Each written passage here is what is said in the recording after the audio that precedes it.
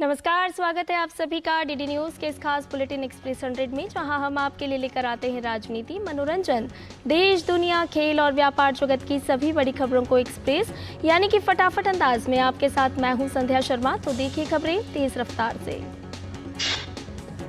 राष्ट्रपति द्रौपदी मुर्मू आज से 22 नवंबर तक ओडिशा और आंध्र प्रदेश के दौरे पर रहेंगी। आज राष्ट्रपति बारीपदा में अखिल भारतीय संताली लेखक संघ के 36वें वार्षिक सम्मेलन और साहित्यिक महोत्सव के उद्घाटन सत्र में भाग लेंगी। इसी दिन वे कुलियाना में एकलव्य मॉडल आवासीय विद्यालय का भी उद्घाटन करेंगी। 21 नवंबर को राष्ट्रपति पहाड़पुर गांव में कौशल प्रशिक्षण केंद्र का शुभारंभ करेंगे। इसके बाद वे बादाम पहाड़ रेलवे स्टेशन का दौरा करेंगी और 3 नई रेलगाड़ियों बादाम पहाड़ टाटानगर मेमू, बादाम पहाड़ राउरकेला साप्ताहिक एक्सप्रेस और बादाम पहाड़ शालीमार साप्ताहिक एक्सप्रेस को हरी झंडी दिखाएंगी। राष्ट्रपति बादाम पहाड़ शालीमार एक्सप्रेस रेलगाड़ी से बादाम पहाड़ से रायरंगपुर तक यात्रा करेंगी। उसी शाम राष्ट्रपति वीर सुरेंद्र साई प्रौद्योगिकी विश्वविद्यालय बुर्ला के 15वें वार्षिक दीक्षांत समारोह में भाग लेंगे। 22 नवंबर को राष्ट्रपति संबलपुर में ब्रह्मा कुमारीज द्वारा आयोजित राष्ट्रीय शिक्षा अभियान नए भारत के लिए नई शिक्षा का शुभारंभ करेंगी। बाद में राष्ट्रपति पुट्टुपर्थी का दौरा करेंगे, जहां वे Shri Sathya Sai Institute of Higher Learning के 42वें दीक्षांत समारोह में भाग लेंगे। रक्षा मंत्री राजनाथ सिंह आज ऑस्ट्रेलिया के उप प्रधानमंत्री और रक्षा मंत्री रिचर्ड माल्स के साथ भारत ऑस्ट्रेलिया 2+2 मंत्री स्तरीय संवाद वार्ता की सह अध्यक्षता करेंगे। इससे पहले रिचर्ड माल्स और रक्षा मंत्री राजनाथ सिंह के बीच रक्षा सहयोग पर एक द्विपक्षीय बैठक भी होगी। 2+2 संवाद वार्ता की सह अध्यक्षता रक्षा मंत्री राजनाथ सिंह और विदेश मंत्री डॉक्टर एस जयशंकर अपने ऑस्ट्रेलियाई समकक्षों उप प्रधानमंत्री और रक्षा मंत्री रिचर्ड माल्स और विदेश मंत्री पेनी वोंग के साथ करेंगे। 2+2 मंत्री स्तरीय संवाद वार्ता का उद्घाटन वर्ष 2021 के सितंबर में नई दिल्ली में हुआ था। राजस्थान में चुनावी घमासान अपने अंतिम दौर में है। राज्य में कांग्रेस और बीजेपी समेत सभी राजनीतिक दल जोर शोर से चुनाव प्रचार में लगे हुए हैं। प्रधानमंत्री नरेंद्र मोदी आज चुनावी राज्य राजस्थान जाएंगे। पीएम मोदी यहां पाली और पीलीबंगा में जनसभा को संबोधित करेंगे। इसके साथ ही आज शाम को ही प्रधानमंत्री बीकानेर में रोड शो भी करेंगे। वहीं भारतीय जनता पार्टी के राष्ट्रीय अध्यक्ष जेपी नड्डा भी आज राजस्थान के दौरे पर रहेंगे। जेपी नड्डा उदयपुर और राजसमंद में जनसभाएं करेंगे। राजस्थान विधानसभा चुनाव में मतदाताओं को साधने में कांग्रेस भी पीछे नहीं है। कांग्रेस के राष्ट्रीय अध्यक्ष मल्लिकार्जुन खड़गे आज 2 चुनावी सभाएं करेंगे। खड़गे सबसे पहले अनूपगढ़ से सियासी हुंकार भरेंगे, तो दोपहर बाद वो हनुमानगढ़ में मतदाताओं को रिझाने का प्रयास करेंगे। तेलंगाना में 30 तारीख को होने वाले चुनाव के लिए भाजपा के वरिष्ठ नेता और केंद्रीय गृह मंत्री अमित शाह आज फिर प्रचार करेंगे।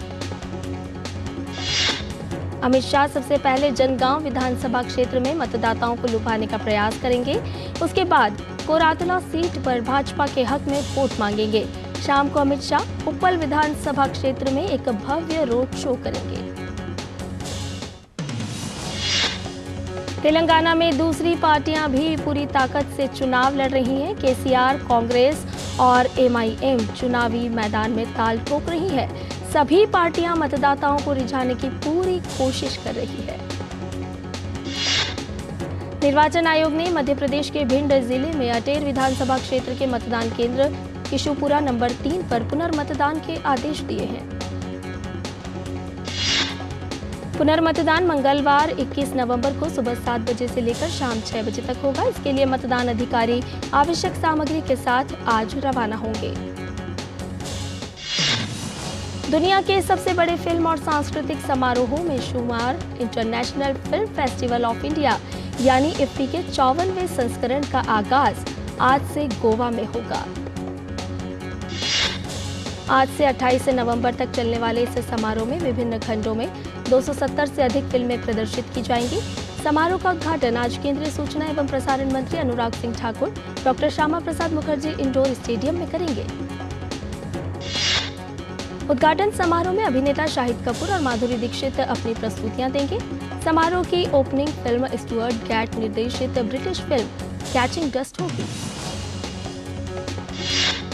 इस साल सत्यजीत रे लाइफ टाइम अचीवमेंट अवार्ड से माइकल डगलस को सम्मानित किया जाएगा। फिल्म की स्क्रीनिंग के अलावा कई मास्टर क्लास भी होंगे, जिनमें सनी देओल, रानी मुखर्जी, विजय सेतुपति समेत कई हस्तियां बातचीत करेंगी। भारत की मानवीय आधार पर फिलिस्तीन के लोगों के लिए भेजी गई राहत सामग्री की दूसरी खेप आज मिस्र पहुंच गई। विदेश मंत्रालय ने बताया कि राहत सामग्री फिलिस्तीन भेजने के लिए मिस्र रेड क्रॉस को सौंप दी गई है। विदेश मंत्रालय ने बताया कि राहत सामग्री फिलिस्तीन भेजने के लिए मिस्र रेड क्रॉस को सौंपी गई। भारतीय सेना प्रमुख जनरल मनोज पांडे कोरिया गणराज्य की आधिकारिक यात्रा पर रवाना हुए। इस यात्रा का उद्देश्य दोनों देशों के बीच मजबूत रक्षा संबंधों को और मजबूत बनाना है। 20 नवंबर का दिन भारत कोरिया संबंधों के इतिहास के लिए एक महत्वपूर्ण है। इसी दिन भारतीय सेना की 60 पैराफील्ड एम्बुलेंस चिकित्सा सहायता मुहैया कराने के लिए दक्षिण कोरिया के बुसान में उतरी थी। केंद्रीय मत्स्य, पशुपालन और डेयरी मंत्री पुरुषोत्तम रूपाला मंगलवार को अहमदाबाद में भारतीय वैश्विक मत्स्य सम्मेलन का उद्घाटन करेंगे। 2 दिन के सम्मेलन का विषय मत्स्य और जल संपदा का महत्व है। सम्मेलन का उद्देश्य लाभदायक चर्चाओं, बाजार की जानकारियों और नेटवर्किंग के लिए महत्वपूर्ण हितधारकों को एक मंच पर लाना है। उद्घाटन समारोह में लगभग 10 देशों का उच्च स्तरीय शिष्टमंडल उपस्थित रहेगा। दिल्ली में आज से सभी स्कूल खुल गए हैं। खतरनाक वायु प्रदूषण के चलते सरकार ने 9 से 18 नवंबर तक अवकाश की घोषणा की थी। अब वायु गुणवत्ता में सुधार के बाद आज से स्कूल खोलने का फैसला लिया गया। सरकार ने उत्तराखंड में उत्तरकाशी जिले की सिलक्यारा सुरंग में फंसे 41 मजदूरों को सुरक्षित बाहर निकालने के लिए 5 विकल्प की योजना की घोषणा की है। सुरंग में फंसे श्रमिकों को 4 इंच कंप्रेसर के जरिए खाद्य सामग्री दी जा रही है और वे सभी सुरक्षित हैं। NHIDCL सुरक्षा प्रबंध का कार्य करने के बाद सिलक्यारा के छोर से खुदाई जारी रखेगा।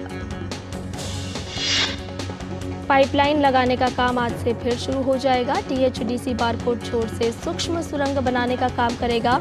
SJVNL फंसे हुए मजदूरों को बचाने के और खुदाई करेगा और इसके लिए रेल के माध्यम से गुजरात और ओडिशा से उपकरण भेजे गए हैं। जजों की नियुक्ति और स्थानांतरण के लिए कॉलेजियम द्वारा अनुशंसित नामों को मंजूरी देने के मामले में केंद्र की ओर से देरी को लेकर दायर याचिका पर सुप्रीम कोर्ट आज सुनवाई करेगा। जम्मू कश्मीर के उपराज्यपाल मनोज सिन्हा ने वैष्णो देवी कटरा रेलवे स्टेशन से Gyanodaya Express College on Wheels को हरी झंडी दिखाकर रवाना किया। यह रेलगाड़ी विभिन्न राज्यों से होकर गुजरेगी और विद्यार्थियों के लिए शैक्षिक तीर्थ यात्रा के रूप में काम करेगी। विशाखापत्तनम में बंदरगाह में भीषण आग लग गई। इस हादसे में 40 नावें जलकर राख हो गईं। सूचना मिलने पर दमकल कर्मी मौके पर पहुंचे और आग बुझाई। पुलिस मामले की जांच कर रही है। मध्य प्रदेश के टीकमगढ़ जिले में 2 बाइकों के बीच सीधी भिड़ंत हो गई। इस हादसे में बाइकों पर सवार 4 लोगों की मौत हो गई, जबकि एक महिला घायल हुई है। उत्तर प्रदेश के उन्नाव में करंट लगने से 4 बच्चों की मृत्यु हो गई है। पुलिस मामले की जांच कर रही है। छठ पूजा के 4 दिवसीय उत्सव के समापन पर उगते सूर्य को अर्घ्य देने के लिए श्रद्धालु पटना और राज्य के विभिन्न छठ घाटों पर उमड़े। पटना सिटी के गाय घाट पर बड़ी संख्या में लोग एकत्र हुए। शहर के दीघा, गांधी घाट और पटना के काली घाट पर भी लाखों लोगों ने नदी में खड़े होकर उदीयमान सूर्य को अर्घ्य दिया। यह उत्सव मनोकामनाओं की पूर्ति और परिवार के समग्र कल्याण के लिए मनाया जाता है। इसमें श्रद्धालु जल में खड़े होकर सूर्य देवता को मौसमी फल और अनाजों से बने हुए प्रसाद का अर्घ्य अर्पित करते हैं। छठ पूजा के अवसर पर दिल्ली के ITO घाट पर श्रद्धालुओं ने उगते सूर्य को अर्घ्य दिया। और बुलेटिन में फिलहाल रुकने एक छोटे से ब्रेक के लिए जल्द हाजिर होंगे। मुथूट फाइनेंस, भारत का नंबर 1 सबसे भरोसेमंद financial services brand. Gold loan के लिए अभी कॉल करें 1-800-313-1212। साल, बरस और सदी नहीं, एक युग गुजर जाएगा। उम्र न पूछो वंडर की, जब फर्क नजर आएगा। वंडर सीमेंट, फर्क नजर आएगा। अब क्या देख रहे हो पापा? तुम कहते हो ना कि स्टॉक मार्केट में बहुत सोच समझकर इन्वेस्ट करना चाहिए, बस थोड़ा सा ज्ञान ले रहा हूं। किससे? हर एक स्टॉक्स एक्सपर्ट है, मस्त एजुकेशनल वीडियोस बनाता है और अच्छी इन्वेस्टमेंट की टिप्स भी देता है। पापा इन वीडियोस पे ना जाएं, अपना रिसर्च खुद करें या सेबी रजिस्टर्ड इन्वेस्टमेंट एडवाइजर से संपर्क करें। एजुकेशन के नाम पर कुछ इन्फ्लुएंसर्स अक्सर इन्वेस्टर को मिसगाइड करते हैं, नुकसान आपका होगा। समझकर इन्वेस्ट कर। सिर्फ 4 दीवारों का मतलब घर नहीं होता। घर तो अपनों से बनता है, अपनों के सपनों से बनता है। हम तो बस आपका साथ निभाते हैं। आप ही तो हैं जो मकान को घर बनाते हैं। SBI होम लोन्स, मकान को घर बनाने के सफर में हमेशा आपका हमसफर। और ब्रेक के बाद एक्सप्रेस 100 में आपका एक बार फिर से स्वागत है। आइए बाकी की खबरों को जानें फटाफट अंदाज में। केंद्रीय शिक्षा मंत्री धर्मेंद्र प्रधान ने ओडिशा के संबलपुर जिले में छठ पूजा में हिस्सा लिया और विधि विधान से पूजा अर्चना की। पश्चिम बंगाल के कोलकाता में छठ पूजा के अवसर पर श्रद्धालुओं ने उगते सूर्य को अर्घ्य दिया। दही घाट पर समा देखते ही बनता था। महाराष्ट्र के मुंबई में छठ पूजा के अवसर पर छठ व्रतियों ने उगते सूर्य को अर्घ्य दिया। जुहू बीच पर श्रद्धालुओं की भीड़ देखी गई। बिहार के बेगूसराय जिले के रतनपुर, बड़ी पोखर, बिहट और नगर क्षेत्र में छठ पूजा का उल्लास देखा गया। साथ ही मंझौल, बलिया, तेघड़ा और बखरी अनुमंडल में भी छठ पूजा की धूम देखी गई। अमेरिका के न्यू जर्सी और न्यूयॉर्क से भारतीय मूल के सैकड़ों लोगों ने न्यू जर्सी के एडिसन के पपियानी पार्क में छठ पूजा मनाई। आज विश्व बाल दिवस है। हर साल 20 नवंबर को विश्व बाल दिवस के रूप में मनाया जाता है। इस दिन का उद्देश्य दुनिया भर के लोगों को बच्चों की शिक्षा, अधिकार और बेहतर भविष्य की ओर जागरूकता बढ़ाना है। विश्व बाल दिवस के अवसर पर राष्ट्रपति भवन और इंडिया गेट को नीली रोशनी से रोशन किया गया। वित्त मंत्री निर्मला सीतारमण ने पीएम स्वनिधि से समृद्धि कार्यक्रम के तहत लाभार्थियों को मंजूरी पत्र वितरित करते हुए कहा कि नगर पालिकाओं के अधिकारियों को शामिल नहीं किए गए फुटपाथ पर बिक्री करने वालों की पहचान करनी चाहिए और उन्हें इस योजना का लाभ उठाने में मदद करनी चाहिए। वित्त मंत्री निर्मला सीतारमण ने कहा कि लाभार्थियों को वित्तीय सहायता देने वाली प्रधानमंत्री मुद्रा योजना के तहत महिला उद्यमियों को पहली प्राथमिकता दी जाती है। नरचुकरण क्षेत्र की कंपनी इंटेग्रा असेंशिया को 15 करोड़ रुपए का नया ठेका मिला है। इंटेग्रा असेंशिया ने हाल ही में दैनिक उपयोग के घरेलू उत्पाद FMCG खंड में प्रवेश किया है। केंद्रीय मंत्री और महाराष्ट्र के उप मुख्यमंत्री देवेंद्र फडणवीस के अलावा अरबपति कारोबारी गौतम अडानी ने भारतीय अर्थव्यवस्था के 4000 अरब डॉलर का आंकड़ा पार करने की सराहना की, लेकिन इसकी आधिकारिक पुष्टि नहीं हुई है। मैक्रोटेक डेवलपर्स बेंगलुरु में 2 आवासीय परियोजनाओं के निर्माण के लिए लगभग 800 करोड़ रुपए का निवेश करेगा। कंपनी के प्रबंध निदेशक और मुख्य कार्यपालक अधिकारी अभिषेक लोढ़ा ने कहा कि कंपनी ने मजबूत मांग के बीच कारोबार विस्तार करने के लिए प्रवेश किया है। दैनिक उपयोग के घरेलू उत्पाद और आयुर्वेदिक उत्पाद बनाने वाली प्रमुख कंपनी डाबर 1 साल के अंदर दक्षिण भारत में नई विनिर्माण इकाई स्थापित करने की योजना बना रहा है। डाबर कंपनी के मुख्य कार्यपालक अधिकारी मोहित मल्होत्रा ने कहा कि क्षेत्र में कंपनी का कारोबार बढ़ रहा है। मोहित मल्होत्रा ने कहा कि डाबर की कुल घरेलू बिक्री का 20% दक्षिण भारत से आता है और इस क्षेत्र में कंपनी का कारोबार पिछले 5-6 साल में 2 गुना हुआ है। हिंदुजा समूह की प्रमुख कंपनी अशोक लेलैंड अपनी इलेक्ट्रिक वाहन शाखा स्विच मोबिलिटी के लिए बाहरी निवेश पाने की इच्छुक है। कंपनी के प्रबंध निदेशक और मुख्य कार्यकारी अधिकारी शेनु अग्रवाल ने यह जानकारी देते हुए कहा कि इसके लिए सही रणनीतिक साझेदार का इंतजार है।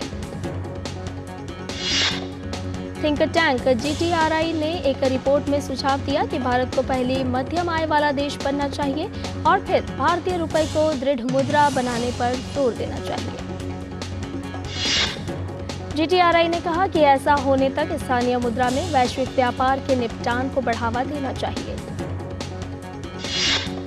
KK बिड़ला समूह की company Awadh sugar and energy limited का चालू वित्त वर्ष की दूसरी तिमाही में शुद्ध लाभ 29 करोड़ रुपए रहा। कंपनी को बीते वित्त वर्ष की समान तिमाही में 16 करोड़ रुपए का घाटा हुआ था। Awadh sugar and energy limited ने एक बयान में कहा कि जुलाई सितंबर तिमाही में उसकी कुल आय 799 करोड़ रुपए रही, जो बीते वित्त वर्ष की समान तिमाही में 594 करोड़ रुपए थी। भारत की अर्थव्यवस्था पहली बार $4 ट्रिलियन के पार। इसके साथ ही भारत अब दुनिया की चौथी सबसे बड़ी अर्थव्यवस्था बनने के काफी करीब पहुंचा।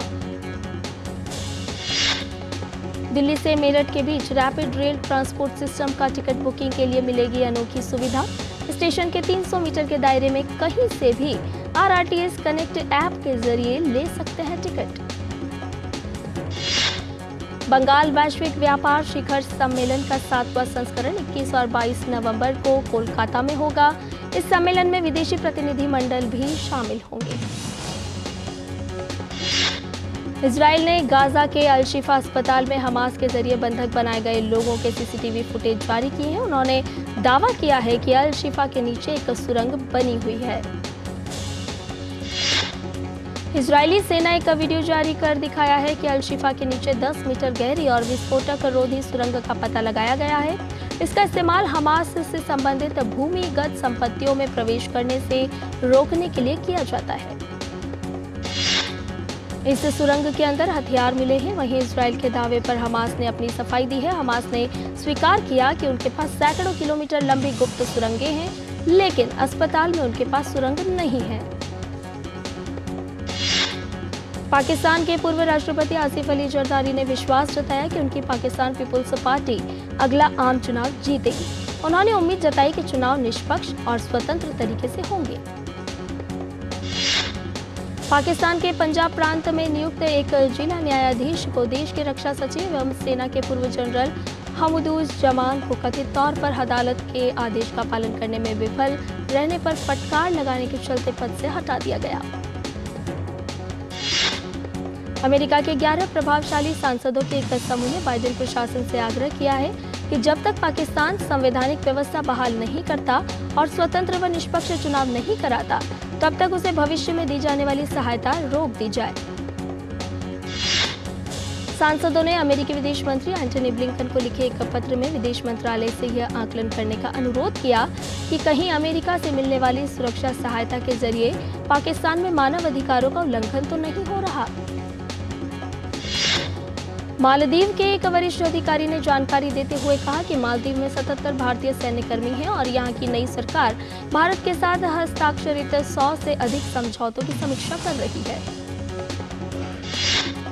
अमेरिका में राष्ट्रपति चुनाव के लिए रिपब्लिकन पार्टी का उम्मीदवार बनने की दौड़ में शामिल भारतीय अमेरिकी विवेक रामास्वामी ने कहा है कि हिंदू आस्था में उन्हें इस दौड़ में शामिल होने की स्वतंत्रता और प्रेरणा दी है। उन्होंने कहा कि यदि वह राष्ट्रपति बनते हैं तो वह उन मूल्यों को बढ़ावा देंगे जो किसी एक धर्म तक सीमित नहीं है और अमेरिका में धार्मिक आस्था, परिवार, कड़ी मेहनत और देशभक्ति के मूल्यों को मजबूत बनाएगा। पीढ़ियों पुरानी अपनी पारिवारिक परंपरा को जारी रखते हुए भारतीय मूल के सैकड़ों अमेरिकी तकनीकी विशेषज्ञ अपने दोस्तों और परिवारों के साथ छठ पर्व मनाने के लिए अमेरिकी शहर फ्रेमोंट में एक झील के तट पर हुए एकत्र। एलॉन मस्क की कंपनी स्पेस एक्स के विशाल रॉकेट स्टारशिप का दूसरा टेस्ट भी फेल हो गया। यह विशालकाय रॉकेट अंतरिक्ष यात्रियों को लंबी यात्राओं पर लेकर जाने के लिए विकसित किया जा रहा था। अमेरिका के टेक्सास में स्टारबेस लॉन्च साइट से इस 2 चरणों वाले रॉकेट शिप को लॉन्च किया गया। करीब 90 मिनट के इस मिशन में उड़ान भरने के 8 मिनट बाद रॉकेट का स्पेस एक्स से संपर्क टूट गया। जापान में सबसे बड़े धार्मिक बौद्ध संगठन सोका गक्कई के पूर्व प्रमुख डेसाकू इकेदा का निधन हो गया। वे 95 वर्ष के थे।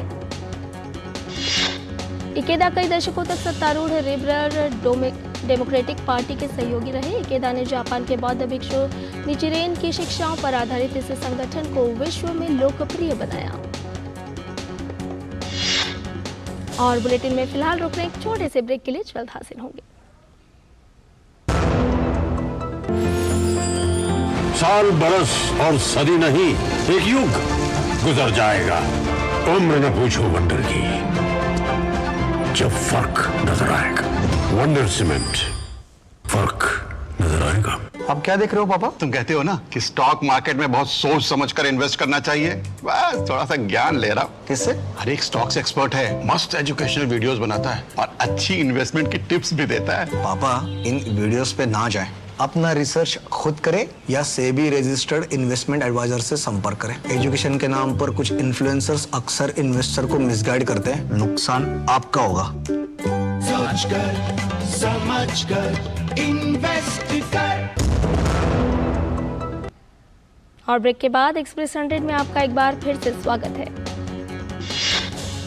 ऑस्ट्रेलिया ने छठी बार वनडे विश्व कप का खिताब जीत लिया है। अहमदाबाद में खेले गए खिताबी मुकाबले में ऑस्ट्रेलिया ने भारत को 6 विकेट से हराने में सफलता पाई। ऑस्ट्रेलिया की जीत में ट्रेविस हेड ने अहम भूमिका निभाते हुए शतकीय पारी खेली। ट्रेविस हेड ने 137 और लाबुशेन ने नाबाद 58 रन बनाए।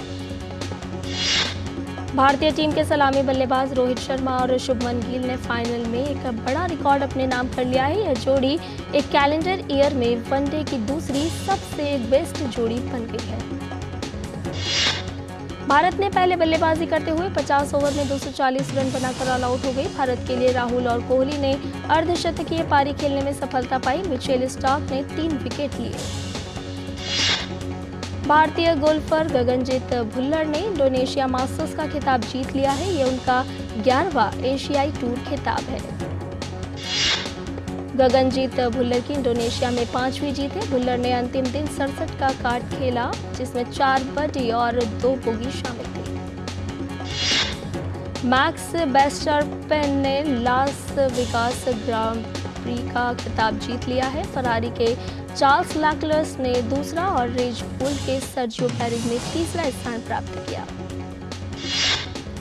फ्रांस की फुटबॉल टीम ने इतिहास में सबसे बड़ी जीत हासिल करते हुए जिब्राल्टर को 14-0 से हराने में सफलता पाई।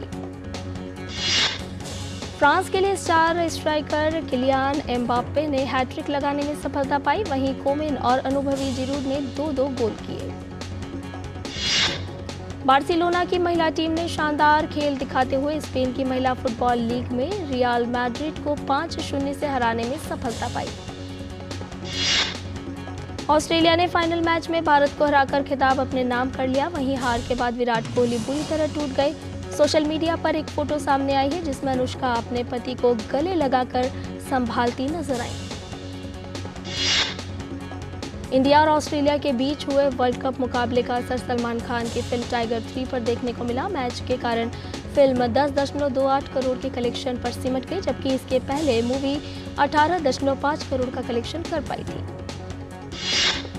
वर्ल्ड कप में कमेंट्री करने वाले हरभजन सिंह फाइनल मैच के दौरान अपने एक कमेंट को लेकर विवादों में घिर गए हैं। अनुष्का और अथिया पर कमेंट से यूजर्स नाराज हुए। सोशल मीडिया पर हरभजन को यूजर्स ने किया ट्रोल।